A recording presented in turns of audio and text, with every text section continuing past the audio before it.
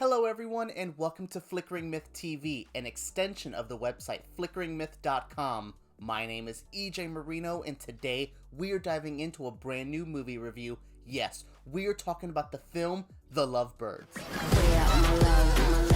I don't have much to say about The Lovebirds other than this was an hour and a half of pure escapism comedy. I thought this was such a laugh out loud funny film. It wasn't like the funniest thing I've ever seen, but it has two strong lead performances, a script I could not predict, and an overall attitude and vibe that felt so refreshing. I walked into The Lovebirds a little optimistic. Romantic comedies are not my usual thing, but Kumail Nanjiani and Issa Rae as the leads, I was in, and thankfully those are two strong, charismatic leads that can elevate a script. Though the script doesn't need too much elevation, as it's pretty strong on its own. The Lovebirds follows a couple played by Issa Rae and Kumail Nanjiani who's about a couple years into their relationship. The honeymoon phase is over and things are starting to get real, but they're going to need to put all of that drama aside as they accidentally get into a crazy night of hijinks. I thought it was going to be like a typical thing like, oh, they're going to stumble into something.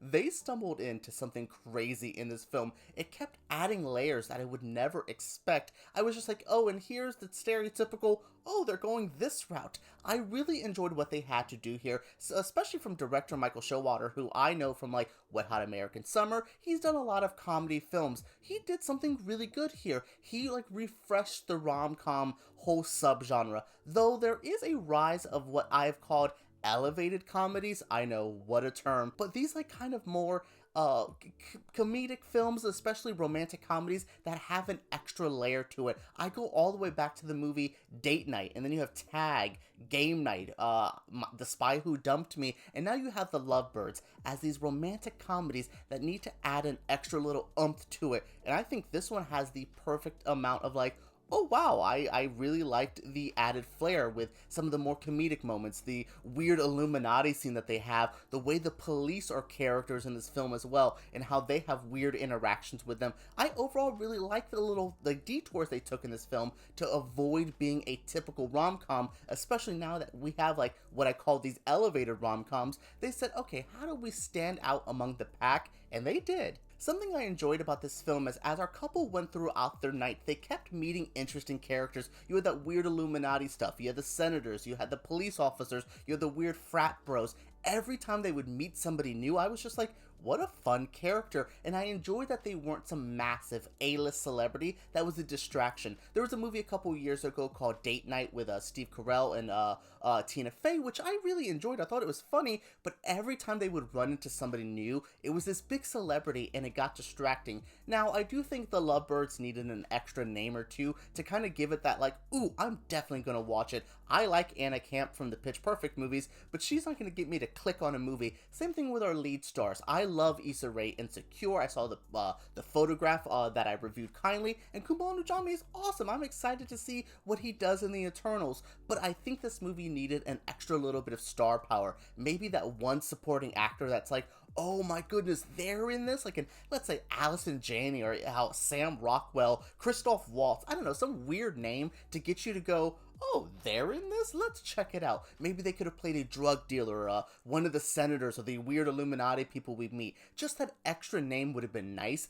but I do think it's refreshing that they wanted to let our stars in this film shine and have their moments, and I think they really do shine. Now, both of our lead comedic actors do some great performances here. I have been praising Issa Rae for quite some time, and this is just another performance that I'm like, she is an absolute star. This movie doesn't have that big, crazy, big screen movie vibe that it does, but something about Issa Rae always makes me feel at home and comfortable. It could have been a big blockbuster on the screen, and it still would have felt personal and real. She has that magic to her. Same thing with Kumail Nanjiani. I really like what he does here, his comedic timing. He has ad-libs that I don't always love in comedy movies. They usually come in ADR, which is like a voiceover kind of thing, but he nails even those that I don't find enjoyable. I really like what they have to offer. These are two that I'm like, I don't want to say I want to see another Lovebirds, but maybe put these two together in another movie, and I can see them doing stuff more and more. Have like a comedic duo who they always come back together if they're playing lovers or like siblings-in-law or something like that. I would love to see them continue to work together because there's great chemistry here as actors, and I just really enjoy what they have to deliver. I think they could do way more with way more scripts. When a comedy movie makes you laugh out loud and has some performances that you want to see more of, I consider that a win. Again, is this like the second coming of comedy Christ? No, this is just a pretty fun standard romantic comedy. I think it should have went straight to Netflix. I can't believe this was supposed to be this big budget like theatrical release. I could have seen it not doing so well, but on Netflix, this is a perfect Netflix and chill kind of movie, a perfect movie for the date night. We're all kind of stuck in our house anyway. Check this out. I would highly recommend a fun, easy little comedy just like this.